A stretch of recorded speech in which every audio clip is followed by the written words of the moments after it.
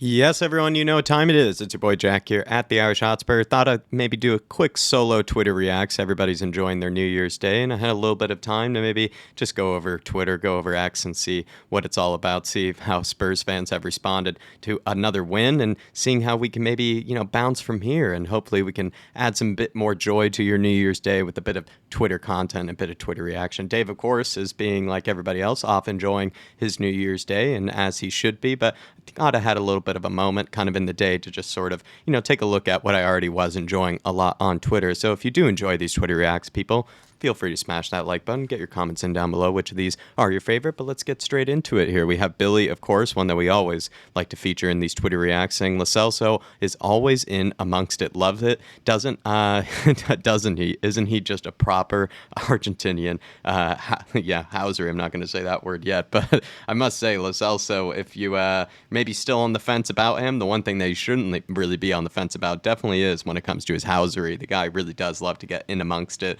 loves kind of the scuffles, loves sort of the, kind of giving it large to whatever opposition, that he's coming up against. And I must say, I'm always a big fan of that too. So while I might be still a little bit on the fence with whether Lo Celso still is maybe meant for Spurs, still is good enough for this team, I do feel like, this is something that I do take a lot of enjoyment from when it comes to Gio. But really good performance, I must say, still nonetheless. And it was an absolute peach of a ball that he played in behind for Sonny in our most recent match. So let's hope we get to see more of that from Gio. Let's go over to the Irish Hotspur. Davo said, I love the fight in Ange. I would follow him into battle every day of the week. Our first big scuffle for Big Ange, and I'm curious to know if we'll ever get any sort of kind of real, explanation of any kind behind, it at all. I think it must have been something said by some sort of Bournemouth assistant or some sort of Bournemouth member of staff, and I think, if I'm correct, right, it had something to do with maybe the Alejo Valise kind of injury. Maybe Bournemouth had thought that we had been going down a bit too easily, or perhaps maybe doing some time wasting, but that definitely is not the case at all. It just happens to be the case that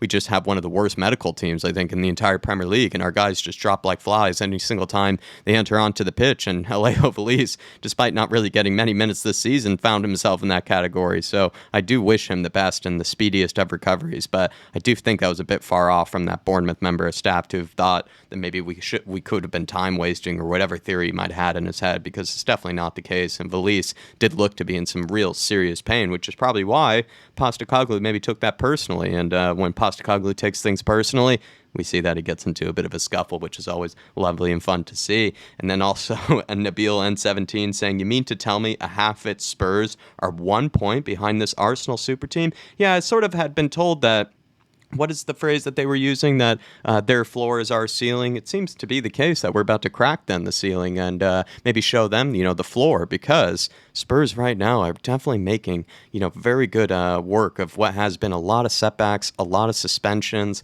a lot of injuries. So very, very proud of this team. Whereas I believe Arsenal fans not so proud of what's going on over there. Cody Mack saying Dyer comes on and we could see it 30 seconds in, laugh my ass off. Yeah, I did actually pretty much point that out in the watch along straight away, that, the moment that Dyer comes on, it's not a coincidence that we end up conceding that quickly. But and happy with the 3 points nonetheless. Don't need to really, dig into Eric too much. And it looks like that could have been potentially maybe one of his last games actually in a Spurs shirt. So maybe that was a version of a send-off maybe by Ange or maybe by Spurs, but in true Eric Dyer fashion, found a way to still make things a bit more miserable for us. And then we have, I believe, discovered on Twitter actually one of the most based, or at least one of the most, at least reasonable Arsenal fans didn't think that was a thing, but Chitty here is saying Spurs playing 4 fullbacks in defense are 1 point and being 1 point behind us. I don't even want to see an Arteta coach side with that many injuries. And I believe, right, if you kind of look at what we've had this season in terms of injuries, you got Mickey Van de Ven, you got James Maddison, of course we had as well Richarlison out for a certain period too. We've had so many different injuries. Bentoncourt Basuma is going to be out with suspension. He's also been out, I believe, at some stage just with an injury. Pat Matasar, dropped in and out. We also had some injuries and some suspensions to Udogie. Christian Romero out once again. I mean, the fact that we've had to deal with all these different types of setbacks, all these different types of injuries, and still find ourselves 1 point behind Arsenal, who I can't really recall, what sort of injury that they've really had of any sort of significance this season. Of course, I come with major bias, as I should, but I do feel like I can't really even remember a real setback or a real injury of any kind to their team, maybe other than than maybe that guy Timber from the very beginning of the season. But even still, I think that doesn't pale in comparison to what we've had to deal with. And if Mikel Arteta would have to, maybe deal with those sort of types of injuries, I'm pretty sure we'd be seeing a lot more crying and a lot more complaining. Conrad Spurs, absolute legend, saying, I cannot believe that after all the loud and obnoxious talk that the title challengers, Arsenal, are only 1 point ahead of us. They really did also celebrate that Luton Town win as if they had already won the league. And we were being made fun of for our sort of reactions during the period of October for how well we were playing and, how confident we were. And yet Arsenal, I felt like they even took it a step further, if I'm going to be perfectly honest. Billy says, one of those players you have to enjoy while you can, in my opinion. Can see Pep being all over him. He's talking about Destiny Udogie in particular. I think Pep needs to keep his eyes and keep his hands off our man Destiny. And also, I made sort of a claim to Billy, actually, in sort of the comments. Let me know what you thought of this, everybody. That I feel like actually Pep Guardiola is sort of one of those managers that really has to sort of put his handprints, put his fingerprints on every individual, on every player, and sometimes doesn't really allow that much individuality, I think, in his system. So I'm actually curious whether you really would get the best out of a Destiny Udogie in a Pep Guardiola system, because he does really sort of force his players to play a certain way, not really think much for themselves, I think, sometimes in possession, or it's really just one of those type of systems that is more kind of,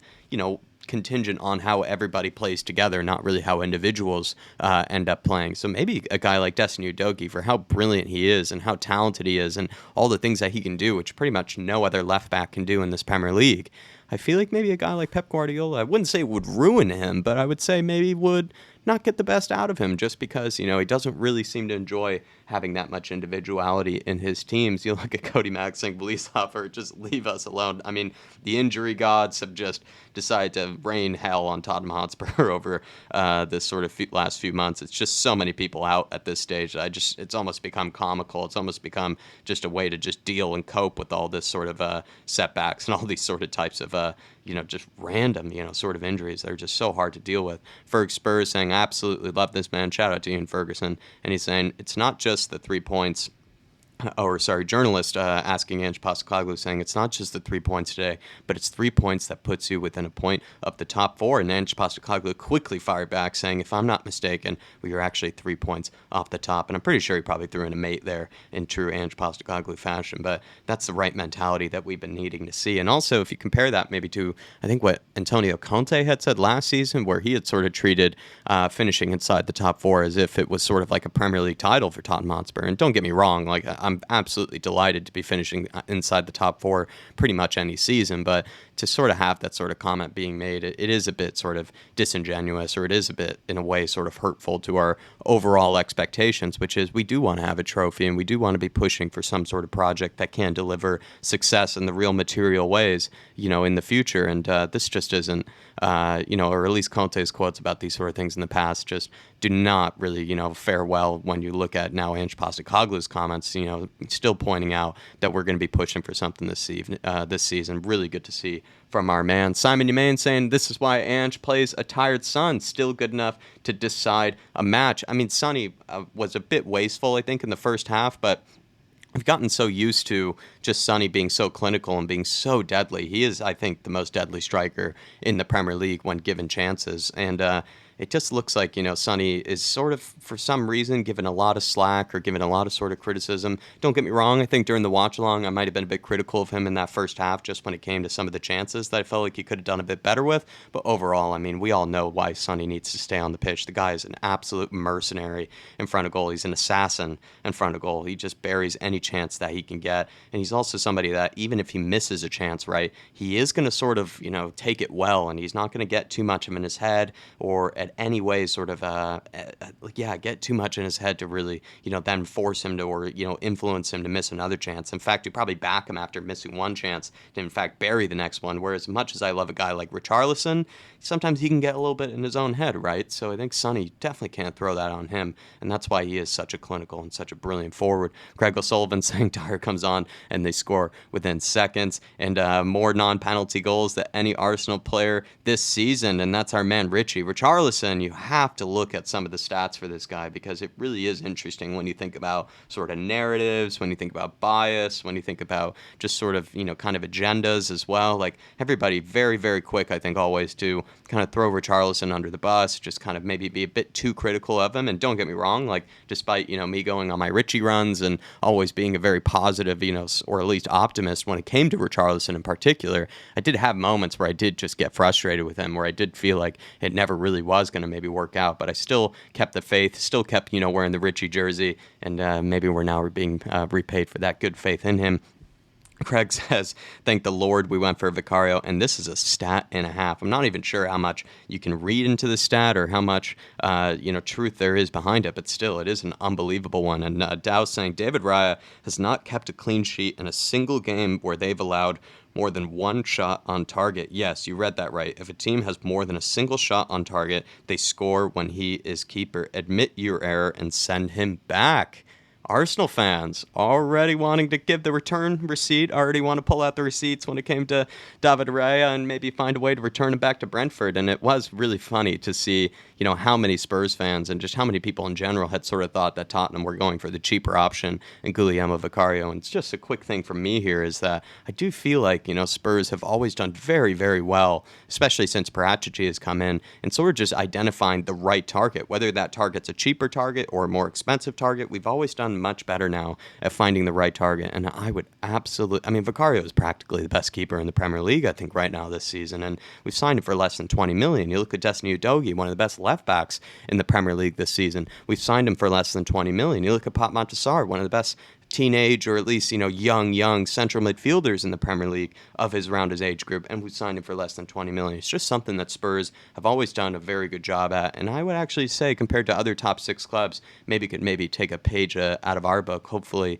maybe get some recognition, at some stage for that sort of brilliant recruitment work by the Paratici, despite being called a con for so many years. Johnny H saying, goal for the big Richie, yet another goal for the haters. Richarlison certainly silencing the haters and certainly putting some cold water on some of those takes, maybe at some stage saying he wasn't good enough for the Premier League, not good enough for Spurs. He's shown right now that maybe he can put up a good fight and maybe earn some faith back from us. And Billy saying Udogie man of the match, crazy good player. In my opinion, he was the man of the match, and that's because he actually saved, I think, a goal or two in the case of Solanke. I think Solanke once or twice found himself in behind, and if it wasn't for Udogie's recovery speed, if it wasn't for his overall strength, just his general anticipation of some of those moves by sort of Bournemouth in behind to play in Solanke, I think they probably would have scored maybe first, or they might have actually made this game a whole lot closer than it probably could have been. And thank God for Udogie, really absolute man of the match for me. He's always so brilliant going forward for us, but this was actually a game where I felt like in particular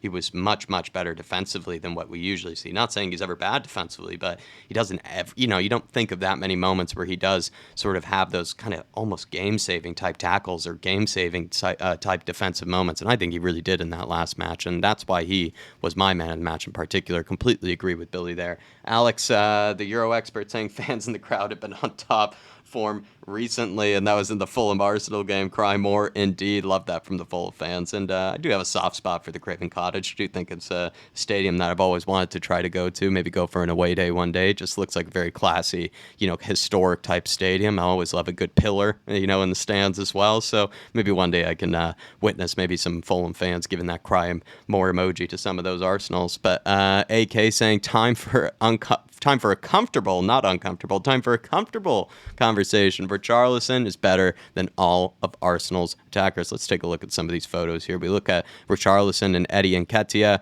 look at those appearances, and then look at the goals in comparison. And I think Eddie Nketiah, his 5 goals actually are very much inflated by, I believe, that hat-trick that he had scored against Sheffield United, when Sheffield United, I believe, were pretty much at their worst under Paul Higginbottom, and they looked like they were going to sack him anytime soon. So that was sort of the nail in the coffin, and Eddie Nketiah sort of just took advantage of that. So how much real credit can you give to, a hat trick is always impressive, but how much can you really give to it? And it looks like it's not really cropping very well. You can really see, actually, the images I'm noticing kind of on the OBS here, but I can still, announce the stats to you. When it comes to Richarlison versus Gabriel Jesus, for example, you have 17 appearances versus 15, 6 goals versus 3 assists there.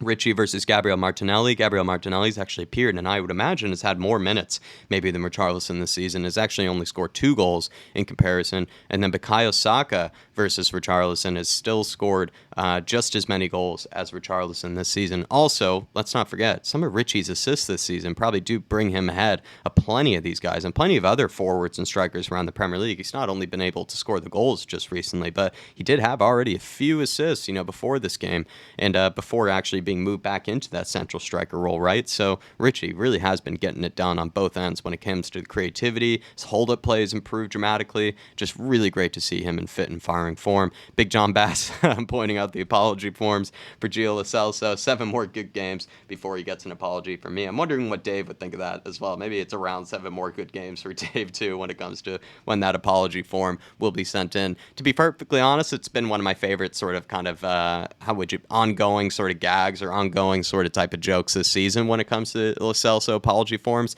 Me personally, not signing one yet either anytime soon, but I might say probably 4 more good games, in kind of a similar sort of type of manner, especially if he keeps popping up with good goals and assists like that just make it undeniable, his contribution, then I would definitely start thinking about signing that apology form. And if I were to look for a certain box or a certain bubble to fill when it came to that apology form, I would say maybe one of the real reasons behind sort of my kind of doubts towards Lo Celso was actually because of that funny Twitter account, Stop That GLC, but that guy probably doesn't have any sort of evidence to work with of recent. Billy saying, thought Richie had a very good game, bar the miss. Excellent hold-up play, exactly my thoughts as well there, Billy. And then Zoe Pearso saying, get this kid in lily white as soon as possible.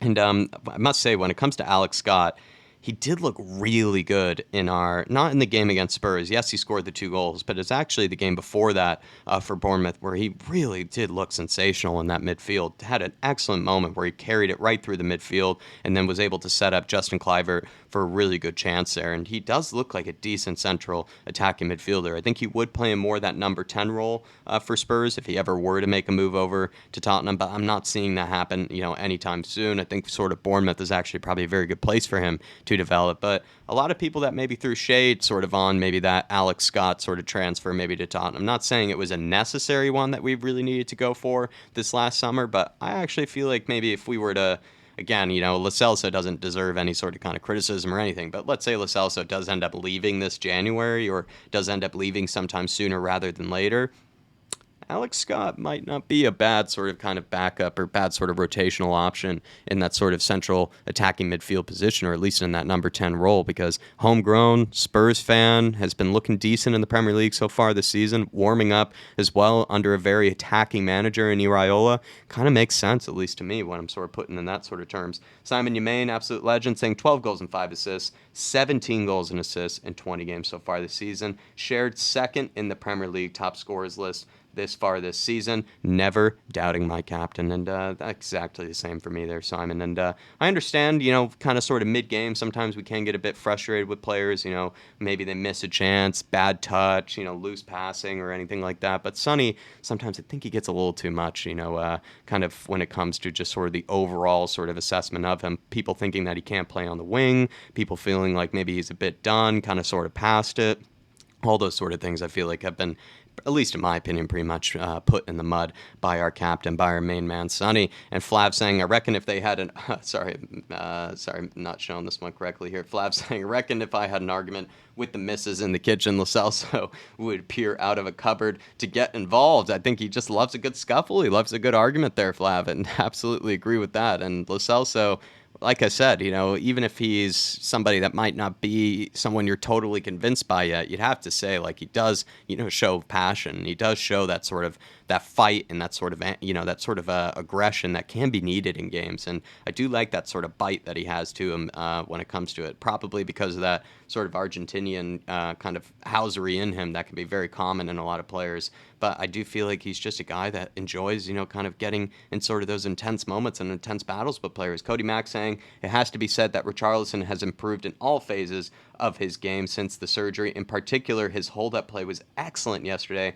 and it's been a weakness in his game since arriving. With no Kulusevski yesterday, him dropping deep to help us escape was vital. I'm not going to add anything more to that because I completely agree, and I think the hold-up play of Richarlison has been so much better than what it was in the beginning of the season. He practically was a walking giveaway in the beginning of the season when we tried to play the ball into him, and now his hold-up play is looking like some of the best of any striker in the Premier League. Mickey Hazard saying it's happening again, and he's quote tweeting Darren Bent, who's definitely probably very mad going into the TalkSport Towers this morning, or at least sometime soon. And THFC Matthew saying this Johnson cutback to Richie is becoming trademark. I mean, it's becoming something that we should be expecting, to be perfectly fair. Johnson has that amazing pace in behind. He does make good runs. It's just that, can we find him when he makes those runs, and then can he actually deliver? Because sometimes that cross is not really always as accurate as we need it to be, I would say, in the case of Johnson. But the more we start to see those sort of assists from him, and the more that it sort of makes sense as to why we brought him in here. And then Michael Cowley saying, how the heck are Spurs just a few points off the top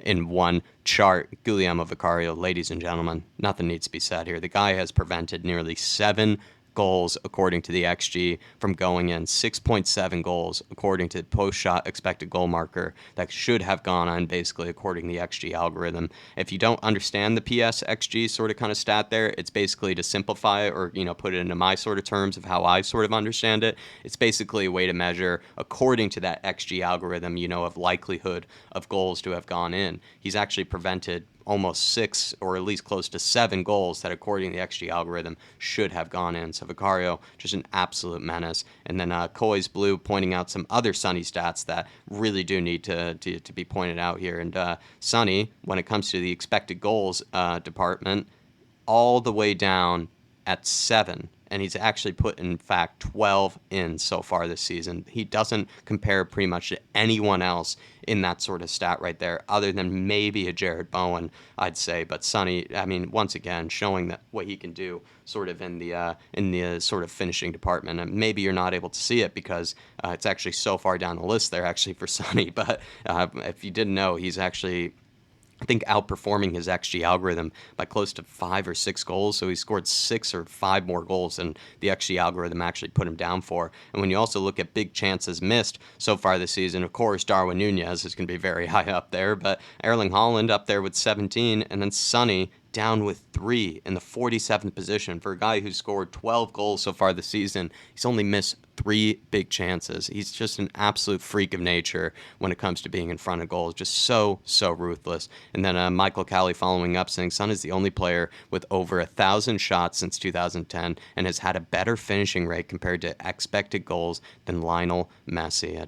Just the Sonny stats that have been coming out recently just really are a testament to just how clinical this guy can be. And Vicario, on his best save of the season, he said that the next one in the next game is going to be his best save of the season. And what a mentality this guy is. Maybe a mentality monster in the words of maybe a Jurgen Klopp. And then Ledley King saying, today we lost because, make fun of Arteta, today we lost because we have a dog named Win that's afraid of fireworks, and it's a disgrace, an absolute disgrace that we have to play football on New Year's Eve. Indeed, I think Mikel Arteta is indeed searching for the excuses, searching for ways to cry more. And last but certainly not least, as we enter into this January transfer window, Billy T saying, Wiltshire sat at home or out partying, having a good time. Spare a thought for those that find this time difficult. Steve Hitchen effing hates January. Wonder where Steve Hitchen is actually these days. I'm not sure who he might be employed for, who he might be working for, but in my opinion, and not going to go too deep into it, I just feel like that guy was given more excuses than any possible person I could ever imagine at this club. I mean, there were so many excuses for Steve Hitchen that I just never could really understand. At the end of the day, he did have money to work with. Of course, maybe some might think he didn't have as much money as maybe he could have had, but I feel like why give a guy more money when he's just going to waste it and he's just going to burn it on other sort of duds of players that, don't end up working out. You look at Sanchez and Ndombele, with Sessegnon. That was actually probably the most expensive fullback we've actually brought in. Sessegnon was more expensive than Emerson, more expensive than Doherty, more expensive than... We actually brought in Doherty as well, which was also a complete dud.